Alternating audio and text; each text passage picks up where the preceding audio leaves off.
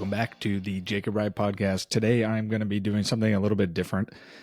I'm just going to be chatting about some ideas that have been brewing in my head and walking through some of these thoughts. I don't want this to be scripted, just me working through some ideas and sharing my opinions on a couple of things that I've been discussing. First topic of conversation. You know what no one ever says as a kid is, when I grow up, I want to be a middle manager at a company where I look at spreadsheets and send recap emails that nobody reads.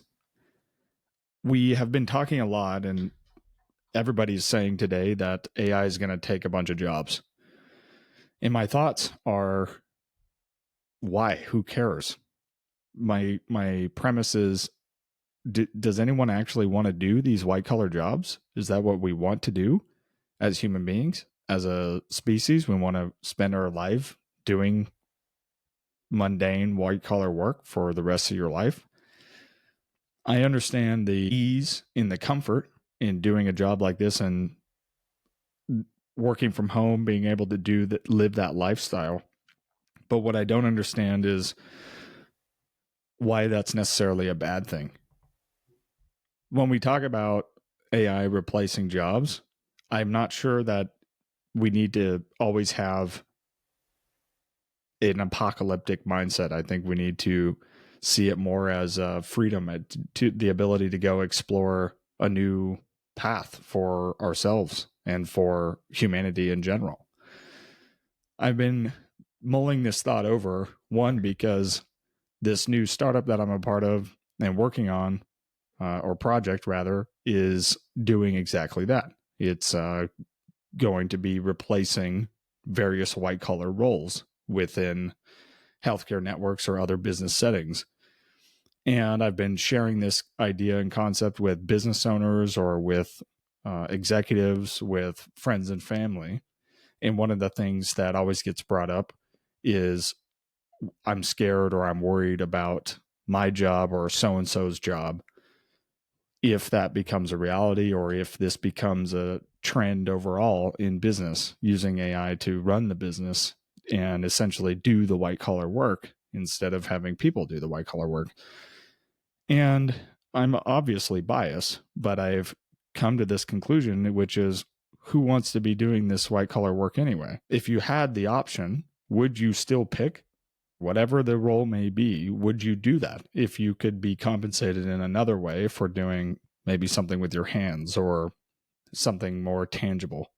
I don't know. That's just my thoughts I've been thinking about with AI replacing jobs in general. One of the things that I've also been thinking about is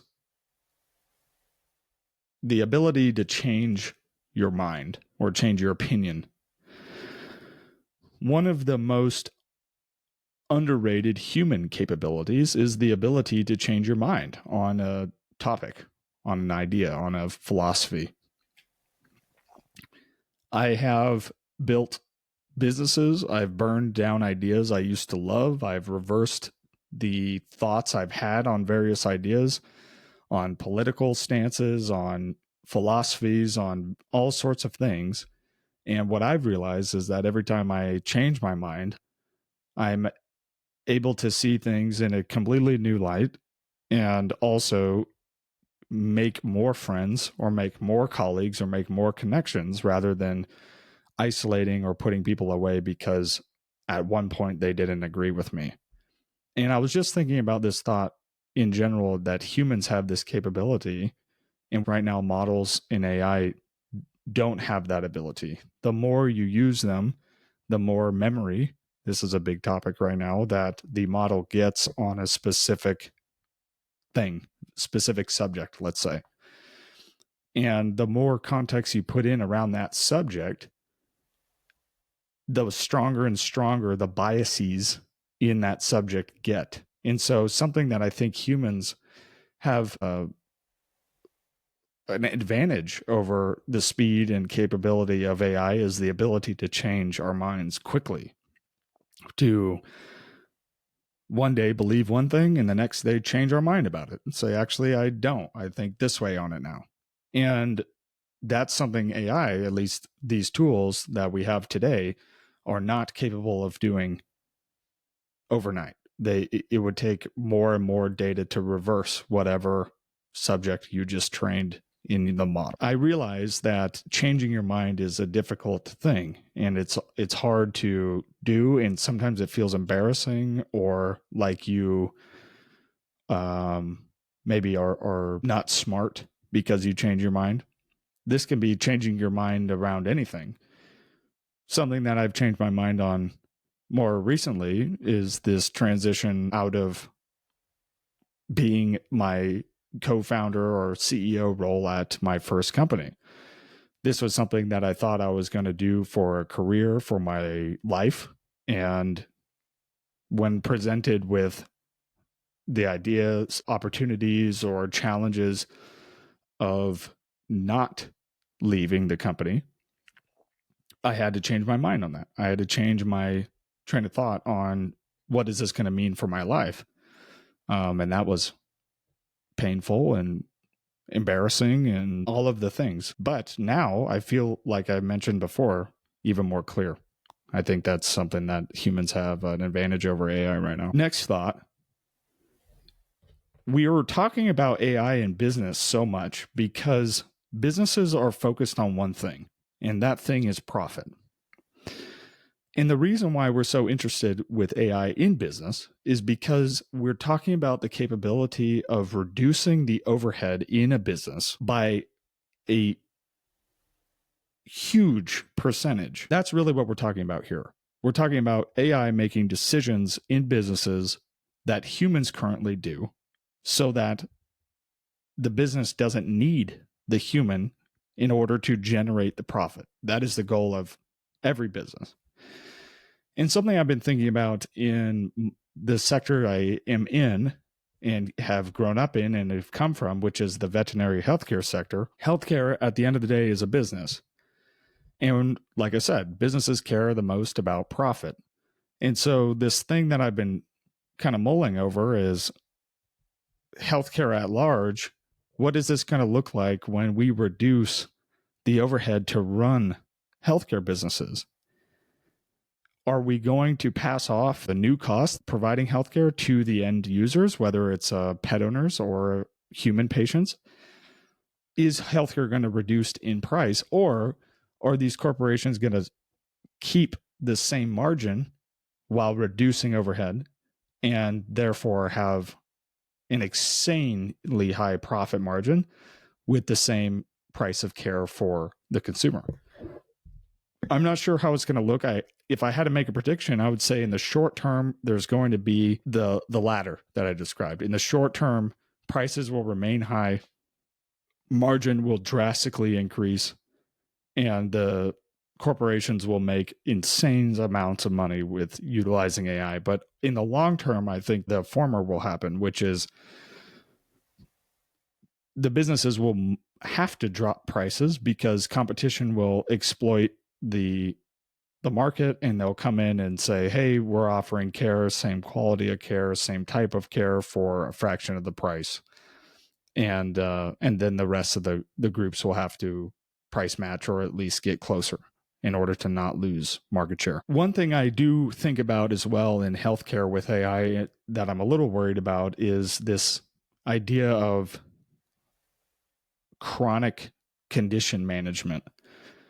In healthcare, the most valuable patient are patients with chronic conditions that need a specialized treatment for their entire life. And I've seen this personally, and as the executive officer of a veterinary healthcare group. Personally, I am a type 1 diabetic, and I have been since I was 7 years old. And so I've seen this myself. I am extremely valuable to healthcare systems because I'm relatively healthy, but I have a chronic condition that requires specialized drugs, equipment, ongoing treatment, ongoing check-ins with doctors, ongoing time in a hospital or healthcare building.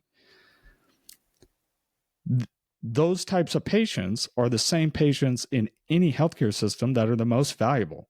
And that's just the fact of the matter. There's no, this isn't being political or saying that healthcare is bad. When we made the premise that all businesses care about profit, then we go to healthcare and we say, well, in healthcare, how do you get more profit?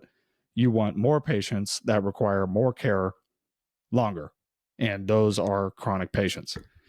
So going back to AI, what I am curious about is if people training specifically healthcare models are going to be looking at solving problems rather than just treating problems over and over. I think we all may agree, may not agree, that our healthcare system is pretty skewed towards keeping people with chronic conditions chronic rather than attempting to solve the chronic condition that undermines the patient.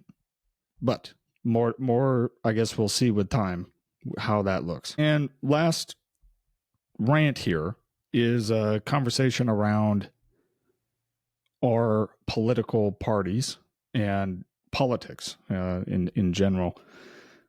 Over my life, I have changed political ideas many times. I've gone back and forth on conservative or democratic ideals. I grew up in a conservative household.